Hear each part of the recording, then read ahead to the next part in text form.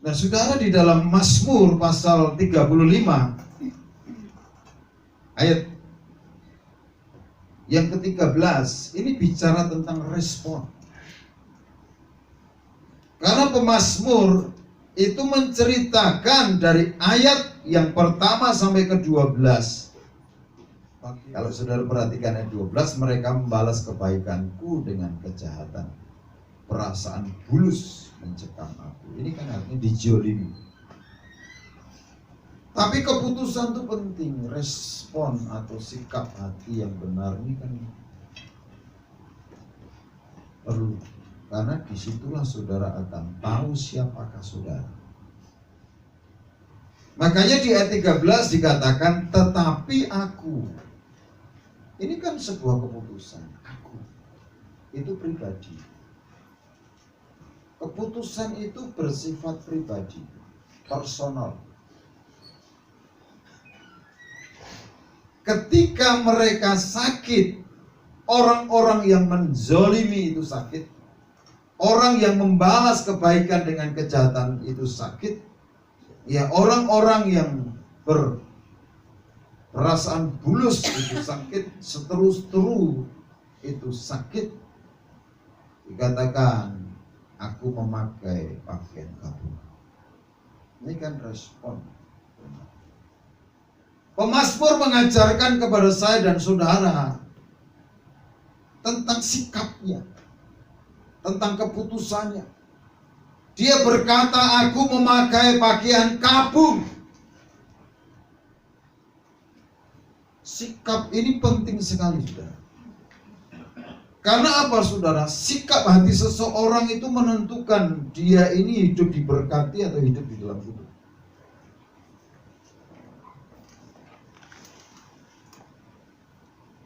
Dan orang begitu, ini yang namanya lemah lembut ini begini, saudara. Ketika seterunya, Tuhan Yesus sendiri mengatakan, seterumu lapar, kasih dia makan. Ya.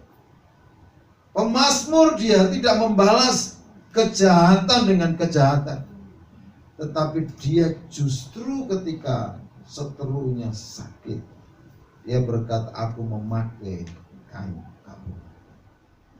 Di sini dikatakan, aku menyiksa diriku dengan berpuasa. Bukan hanya memakai kain kabung, tapi berpuasa. Jadi saudara, itu attitude, sikap hati. Supaya apa, saudara? Tidak larut dalam rasa bersalah, tidak larut dalam kesombongan, tidak larut di dalam keegoisan, sehingga itu menghalangi doa. Makanya pemazmur berkata, setelah berpuasa dan doaku kembali timbul dalam dadaku. Karena orang yang terintimidasi, orang yang merasa bersalah itu nggak bisa berdoa. Karena doa yang dijawab itu menurut Yakobus 5 ayat 16 itu adalah doa orang yang benar. Makanya hubungan suami istri dalam Efesus itu adalah standar untuk sebuah doa yang dijawab. Nah, ini sikap hati supaya doanya kembali timbul. Dan doaku kembali timbul dalam dadaku. Makanya supaya bisa melihat mereka ini, saudara. Ini puasa. Nah, mari saudara, hari ini kita belajar respon. Bahkan pemazmur berkata di dalam ayat yang ke-14, ini tanda empati, bukan hanya simpati. Empati. Rasa berduka. Seolah-olah temanku atau saudarakulah yang sakit. Demikianlah aku berlaku. Seperti orang yang berkeluh kesah karena kematian ibu. Demikianlah aku tunduk dengan pakaian kabung. Lah, ini respon itu penting, saudara. Mari kita lihat di dalam Dua raja-raja, saudara. Kita belajar dari kisah para raja. Kita akan belajar yang pertama tentang sikap seorang hamba Tuhan. Di ayat yang pertama ini Elisa ya. Lalu berkatalah Elisa, dengarlah firman Tuhan. Beginilah firman Tuhan. Besok kira-kira waktu ini sesukat tepung yang terbaik akan berharga sesikal. Dan 2 sukat jelai akan berharga sesikal di pintu gerbang Samaria. Tetapi perwira yang menjadi ajudan raja menjawab abdi Allah katanya, sekalipun Tuhan membuat tingkap-tingkap langit, tingkap-tingkap di langit, maksudnya membuat pintu ya, atau jendela di langit, masakan hal itu mungkin terjadi? Jawab abdi Allah, sesungguhnya engkau akan melihatnya dengan matamu sendiri, tetapi tidak akan makan apa-apa daripadanya.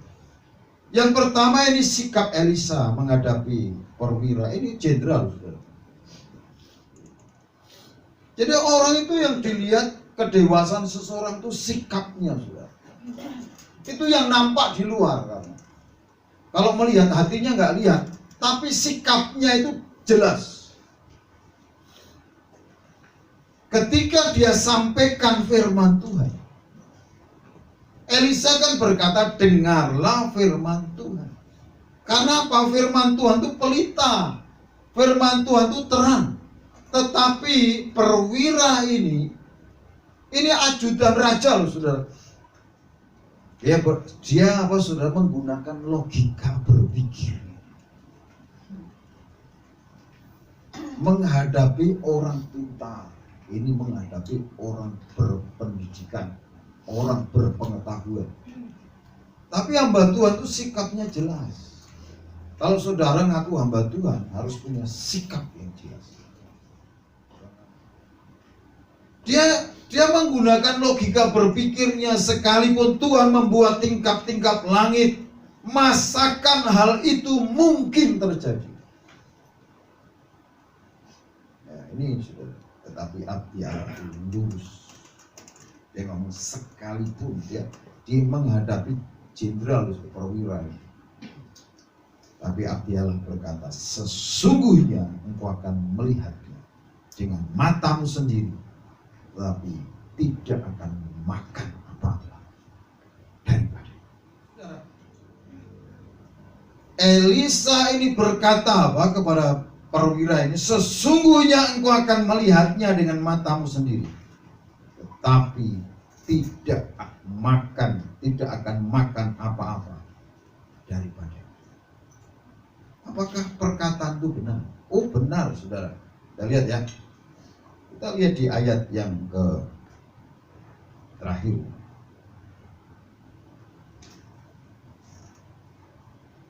Ayat 19.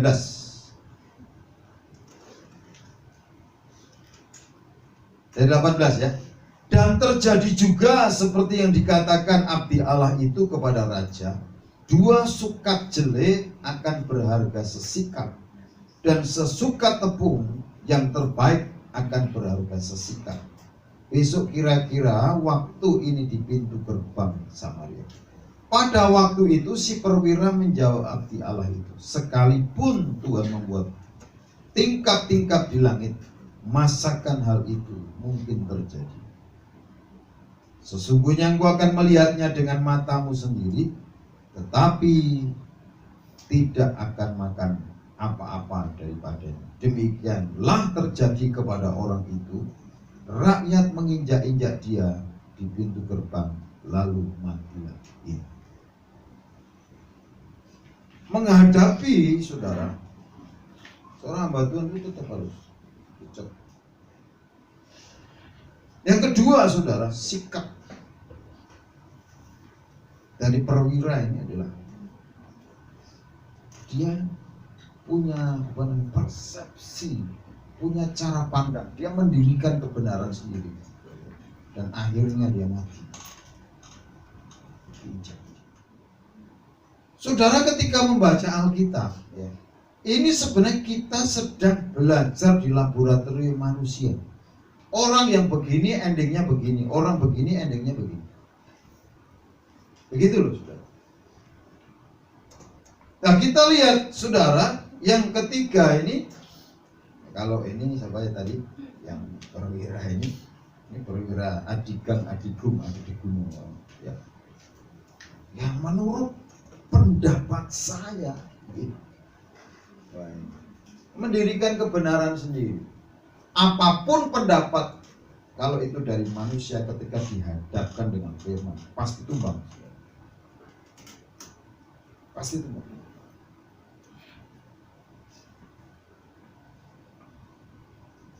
Nah kita lihat respon dari 4 orang kusta ini. Penyakit kusta itu kayak kutub. Jadi kusta itu menurut keyakinan orang Israel itu karena kutub. Jadi orang yang kusta itu disingkirkan, saudara. Karena apapun yang dikerjakan tidak bisa berhasil. Itu kutub. Ketika memegang sesuatu, ya mengerjakan sesuatu, jarinya patah satu. Gitu. Itu kutub, gagal terus, itu kutub, saudara. Karena janji Tuhan apa? Berhasil dan beruntung. Kalau saudara gagal, itu kena kutub. Kalau saudara ini tidak mau hidup diberkati Tuhan, oh tidak ada berhasilnya. Karena apa saudara? Kita ini diciptakan oleh Tuhan. Itu manusia pertama sebelum jatuh dalam dosa di dalam Kejadian 1 ayat 28. Kan di situ dikatakan Tuhan memberkati mereka kan. Beranak cucu bertambah banyak, kemudian taklukkan. Bisa naklukkan? Bisa. Kalau orang waduh Pak susah berdalih uangnya susah. Ini orang kena kutuk. Wong kita ini diciptakan untuk menaklukkan.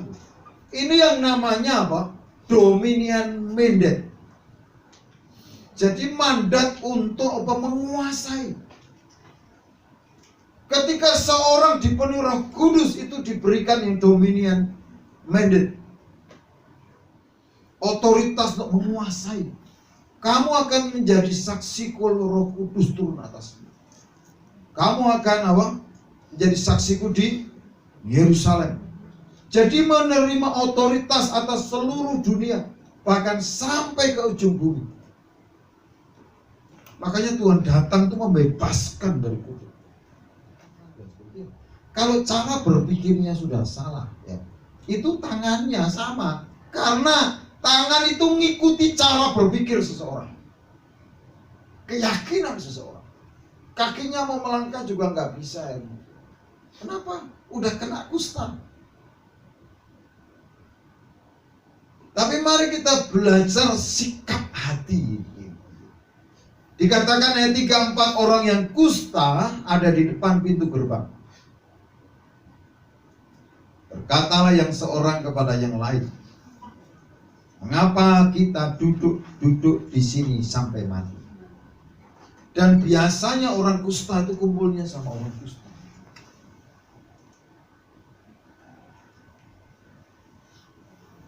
Ya. Saudara, karena kalau kumpul sama orang waras tidak bisa. Aku kan kusta, aku kan tidak berharga, aku kan tidak punya apa-apa. Jadi orang kusta ini punya kebiasaan kumpulnya sama orang kusta.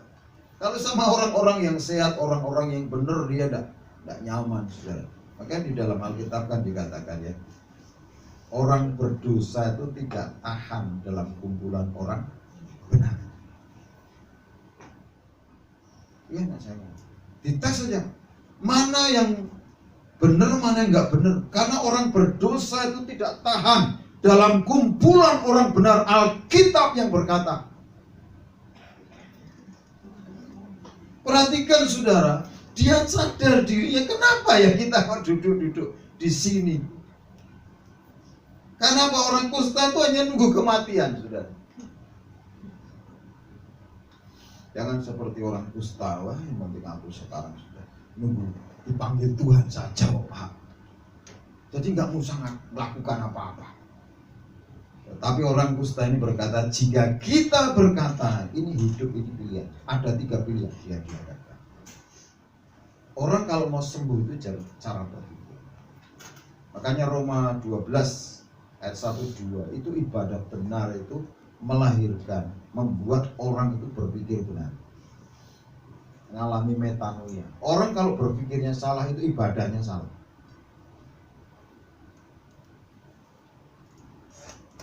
Jika kita berkata baiklah kita masuk kota, padahal dalam kota ada kelaparan, kita akan mati di sana. Ini pilihan pertama yang dia juga. Masuk kota, di kota kelaparan kita mati. Pilihan yang kedua, yang B. Hidup ini kan pilihan multi choice. Dan jika kita tinggal di sini, kita akan mati juga.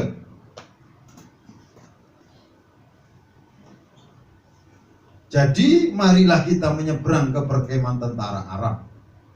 Jadi ada pilihannya ketiga. Yang pertama, masuk kota, di mana kota kelaparan, mati. Tinggal di sini, mati. Kemudian saudara ada pilihan, opsi yang ketiga. Ia berkata, ini kan mulai dari dahinya yang sembuh ini. Jadi sekarang marilah kita menyeberang ke perkemahan tentara Aram. Jika mereka membiarkan kita hidup, kita akan hidup. Dan jika mereka mematikan kita, kita akan mati. Loh, pilihannya mati, mati, mati. Loh, gak enak semua. Nah, orang saudara, kalau mau hidup itu bertaruh nyawa. Karena Yesus berkata, barang siapa rela kehilangan nyawanya karena dia akan dapatkan. Kalau saudara itu takut mati, takut bertaruh nyawa, saudara tidak akan hidup. Mati juga. Dia berdiam diri di situ mati. Masuk kota mati. Dia pikir kan banyak orang pergi ke kota besar, mati juga. Dipikir di kota besar ini wah bisa hidup makmur. Loh, tergantung sikap hati. Dan dia pilih, ya, pilih bertaruh nyawa. Jika mereka membiarkan kita hidup, kita akan hidup. Jika mereka mematikan kita, kita akan mati.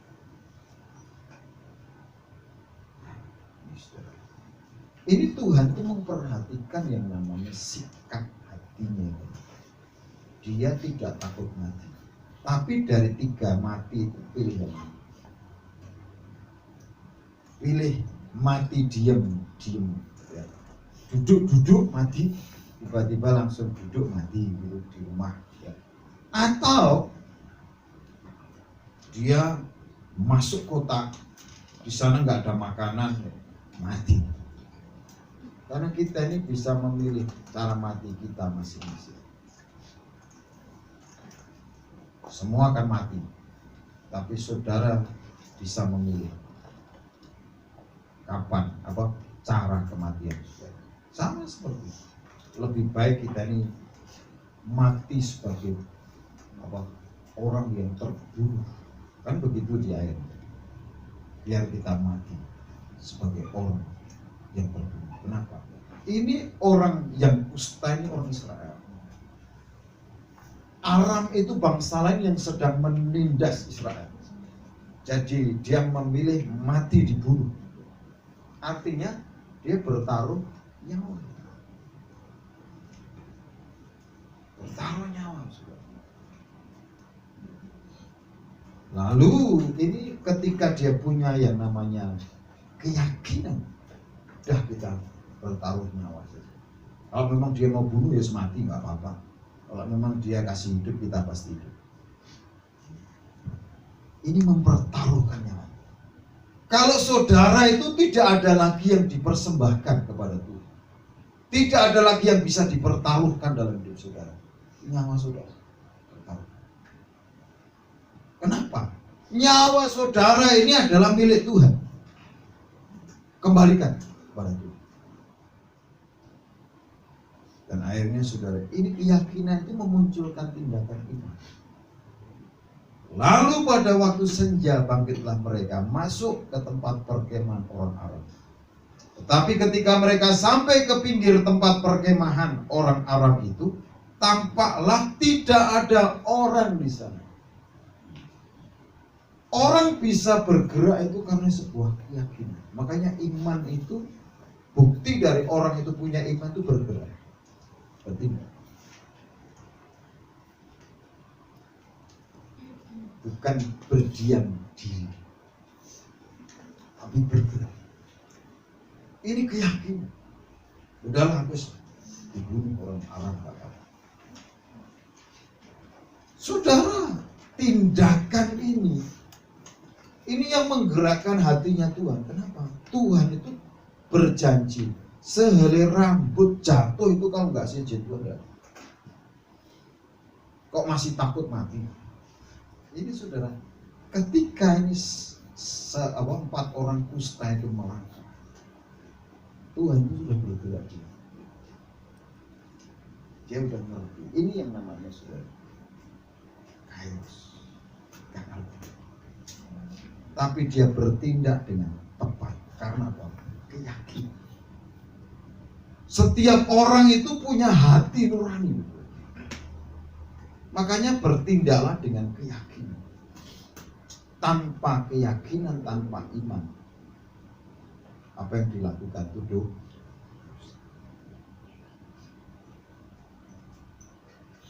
Karena Tuhan itu menghargai hati.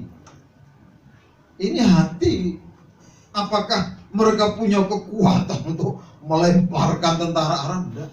Tuhan yang buat, saudara. Karena Tuhan itu melihat hati. Yang menggerakkan ini Tuhan. Menggerakkan hati Tuhan itu hati orang ini, orang kusta. Sebab Tuhan telah membuat tentara Aram itu mendengar bunyi kereta, bunyi kuda, bunyi tentara yang besar. Sehingga berkatalah seorang kepada yang lain, sesungguhnya Raja Israel telah mengupah raja-raja orang Het dan raja-raja orang Misraim melawan kita supaya mereka menyerang kita. Tuhan. Maka Tuhan itu memperhatikan. Kalau saudara takut, oh mana takut. Ini tidak takut kehilangannya. Karena itu bangkitlah mereka melarikan diri pada waktu senja dengan meninggalkan kemah dan kuda dan keledai mereka serta tempat perkemahan itu. Dengan begitu saja mereka melarikan diri menyelamatkan nyawanya. Ketika orang-orang yang kusta itu sampai ke pinggir tempat perkemahan, masuklah mereka ke dalam sebuah kemah, lalu makan dan minum. Gak ada orangnya. Setelah masak disajikan makan model bubar. Sesudah itu mereka mengangkut dari sana emas dan perak dan pakaian. Kemudian pergilah mereka menyembunyikannya. Saudara bayangkan, itu nemu emas, saudara. Makanya saudara, orang yang tidak takut mati itu justru akan hidup dan hidup dengan berjuang.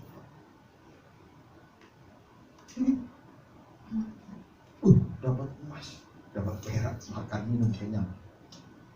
Kalau saudara tidak ada yang bisa dipersembahkan nyawa saudara, taruhkan pertaruhan. Karena kita ini sudah dibayar lunas oleh Tuhan. Dikatakan lalu datanglah mereka kembali masuk ke dalam kemah yang lain dan mengangkut juga barang-barang dari sana. Kemudian pergilah mereka menyembunyikan. Ini emas perak disembunyikan, diambil. Ini penjaraan sudah. Oh, tidak ada yang punya, lari semua tentara-tentara itu. Padahal dia barusan menjarah, dijarah. Lalu berkatalah seorang kepada yang lain. Jadi seorang kepada yang lain. Jadi ada seorang yang dari antara 4 orang kusta itu mengingatkan teman. Makanya pentingnya punya teman, saudara. Ada yang mengingatkan. Karena banyakkan orang itu kalau sudah diberkati dalam hal materi itu banyak lupanya. Diuji, hari Minggu mau milih lancongan atau milih ke gereja.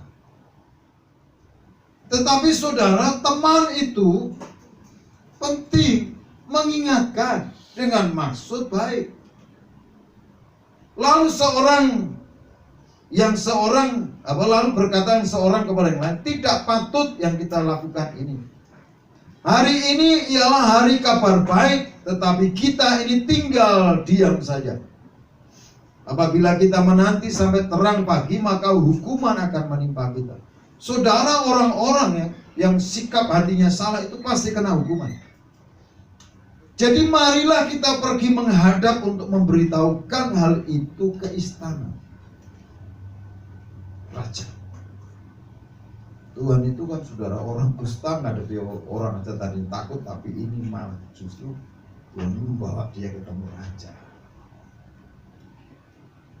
Mereka pergi lalu berseru kepada penunggu pintu gerbang kota dan menceritakan kepada orang-orang itu, katanya, kami sudah masuk ke tempat perkemahan orang Aram dan ternyata tidak ada orang di sana. Dan tidak ada suara manusia kedengaran, hanya ada kuda dan keledai tertambat dan kemah-kemah ditinggalkan begitu saja. Para penunggu gerbang itu menyerukan dan memberitahukan hal itu ke istana raja. Sekalipun masih malam, raja bangun juga. Ini raja. Lalu berkata kepada para pegawainya, baiklah, kuterangkan kepadamu apa maksud orang Aram itu terhadap kita. Maka mereka tahu bahwa kita ini menderita kelaparan. Sebab itu mereka keluar dari tempat perkemahan untuk menyembunyikan diri di padang sambil berpikir, apabila orang Israel keluar dari dalam kota, kita akan menangkap mereka hidup-hidup, kemudian kita masuk ke dalam kota. Salah seorang pegawainya menjawab, baiklah, kita ambil 5 ekor dari kuda yang masih tinggal dalam kota ini. Tentulah keadaan seperti seluruh khalayak ramai Israel yang sudah habis mati. Ialah kita suruh saja orang pergi supaya kita lihat. Sesudah itu mereka mengambil 2 kereta kuda. Kemudian raja menyuruh mereka menyusul tentara Aram sambil berkata, pergilah melihatnya. Lalu pergilah mereka menyusul orang-orang itu sampai ke sungai Yordan. Dan tampaklah seluruh jalan itu penuh dengan pakaian dan perkakas yang dilemparkan oleh tentara Aram. Pada waktu mereka lari terburu-buru. Karena kan terburu-buru kenapa? Karena dia pikir ketika pas 4 orang kusta bergerak jalan masuk, dia pikir ini Tuhan pas menggerakkan suara, dia pikir ini raja-raja orang Het, raja-raja yang disuruh orang Israel untuk memerangi mereka. Maka mereka lari. Kemudian pulanglah suruhan-suruhan itu dan menceritakan hal itu kepada raja. Maka keluarlah penduduk kota itu menjarah tempat perkemahan orang Aram. Karena itu sesuka tepung yang terbaik berharga sesikal, dan 2 sukat jelih berharga sesikal, sesuai firman Tuhan. Jadi saudara, ini terjadi murah semua. Karena apa? Semua dapat jarahan, banting harga semua. Adapun raja telah menempatkan perwira yang menjadi ajudannya itu mengawasi pintu gerbang, tetapi rakyat menginjak-injak dia di pintu gerbang, lalu mati sesuai dengan perkataan abdi Allah yang mengatakan, nya pada waktu raja datang mendapatkan dia. Perwiranya. Makanya jaga yang sikap. Ini sikap. Ini kalau 4 orang kusta bisa menggerakkan raja, ya, bisa menggerakkan, membebaskan orang dalam tekanan. Ini 4 orang kusta. Kalau saudara berkata, aku nggak kusta Pak, saudara harus lebih, bisa melakukan lebih dari itu. Tapi kalau berkata, aku lebih dari kusta Pak, ya sudah, sesuai dengan iman. Mari saudara kita tahu bahwa Tuhan itu melihat hati. Bukan hanya pasrah ngalah, tapi orang yang mengerti kairos, orang yang berani membayar harganya untuk situasi apa. Sudah terlalu banyak dunia ini penuh dengan pengecut. Tapi 4 orang kusta itu berani bertahan. separuh nyawanya. Dan terjadilah perubahan. Bukan hanya hidupnya yang berubah, tapi Israel saja sudah mengalami perubahan. Orang yang tadinya harusnya mati kelaparan, dia akhirnya bisa hidup. Orang yang harusnya mati ketakutan, akhirnya dia mengalami terobosan. Makanya Bapak Ibu Saudara, belajar yang respon yang benar. Ketika firman Tuhan itu disampaikan, belajarlah jadi seorang pelajar, murid. Temukan apa yang sedang Tuhan sampaikan secara pribadi kepada semua. Jangan berespon salah, ini sekalipun ini seorang jenderal sudah karena berespon salah. Firman itu kan menjadi pedang. Firman itu menjadi hakim. Padahal Elisa sudah berkata, dengarlah firman Tuhan. Tapi dia mengabaikan. Dan terjadilah seperti yang ini. Mari kita bangkit berdiri, kita renungkan. Ada banyak situasi yang membuat saudara lebih lesu, lemah. Tapi mari dengarlah firman Tuhan. Buat keputusan yang benar dalam situasi yang paling sulit sekalipun, harus berani membuat keputusan.